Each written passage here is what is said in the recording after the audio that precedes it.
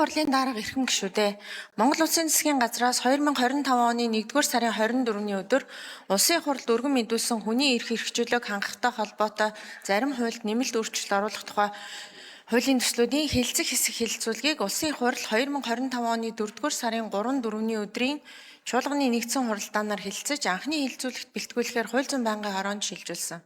Хууль зүйн байнгын хорооны 2025 оны 4-р сарын 9-ний өдрийн 4-р тогтоолоор хүний эрх хэрэгжүүлэг хангахтай холбоотой зарим хуульд нэмэлт өөрчлөлт оруулах тухай хуулийн төслүүдийг байнгын хорооны болон чуулганы нэгдсэн хуралдааны хэлэлцүүлэгт бэлтгэх санал дүгнэлт боловсруулах үүрэг бүхий ажлын хэсгийг байгуулж, ажлын хэсгийн ахлагчаар улсын хурлын гишүүн Х Баасан Жаргал, гишүүдэд улсын хурлын гишүүн Х Алдар Чавхлан, Им Наран Туяа Наара, Ц Сандаг Очир, О Номин Чимэг, П Сайн Зориг, Х Тэмүүжин, Г Уянга шиг нарын бүрэлдэхүүнтэйгээр ажиллаа.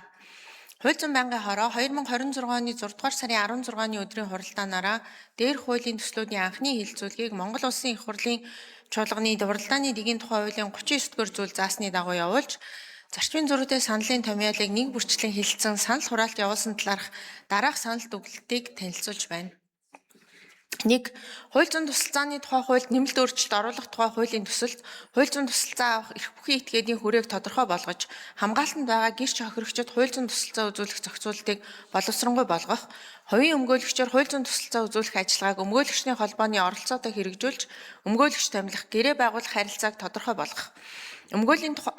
Өмгөөлийн тухай хуульд өөрчлөлт оруулах тухай хуулийн төсөлд өмгөөлөгчийн нийтэд тусдаа мэргэжлийн үйл ажиллагааны агуулга, зохион байгуулалтыг тодорхой болгож, хууль зүйн тусалцаа үзүүлэх өмгөөлөгчийг мэргэжсэн чиглэл зөвшөөрлөлийн үндсэн дээр томилох зохицуултыг боловсронгуй болгох. 3. Зөрчлийн тухай хуульд нэмэлт өөрчлөлт оруулах тухай хуулийн төсөлд гэр бүлийн хүч хэрхийлэл, хөдөлмөрийн харилцаа, үйлдвэрчний эвлийн эрх, ажлын байрны дарамт, ялгуурлан гадуурхалттай холбоотой зөрчлийн бүрэлдэхүүн болон хариуцлагын зохицуултыг боловсронгуй болгож, хүний эрхийн хамгаалалтыг бэхжүүлэх, хөдөлмөр эрхлэлтийн харилцаанд ажилтны эрхийг хамгаалах, ажил олгогчийн хариуцлагыг тодорхой болгох.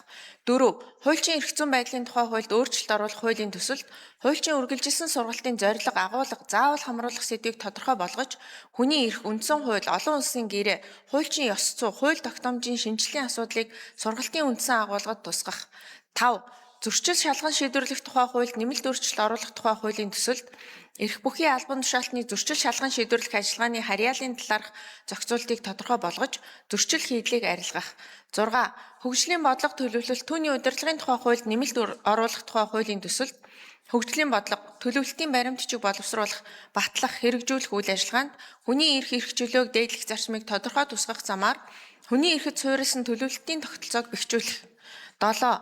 Монгол Улсын иргэн гадаадад хувийн иргээр зорчих, цагаачлах тухай хуульд өөрчлөлт оруулах тухай, зөрчил шалган шийдвэрлэх тухай хуулийг дагаж мөрдөх журмын тухай хуульд өөрчлөлт оруулах тухай, төрийн болон албаны нууцын тухай хуульд өөрчлөлт оруулах тухай, эрүүгийн хуульд нэмэлт өөрчлөлт оруулах тухай хуулийн төслүүдийг хууль санаачлагчид нь буцаах зэрэг зарчмын болон найруулгын нийт 61 санал гаргасныг хуралдаанд оролцсон гишүүдийн олонх дэмжсэн болно. Улсын их хурлын эрхэм гишүүдээ хүний эрх хэрэгжүүлээг хангахтай холбоотой зарим хуульд нэмэлт өөрчлөлт оруулах тухай хуулийн төслүүдийн анхны хэлэлцүүлгийг явуулсан талаарх хууль зүйн байнгын хорооны санал дүгнэлт, зарчмын зөрүүтэй саналын томьёолыг хэлэлцэн шийдвэрлэж өгөхийг та бүхнээс хүсье. Анхаарал тавьсанд баярлалаа. За, гишүүнд баярлалаа.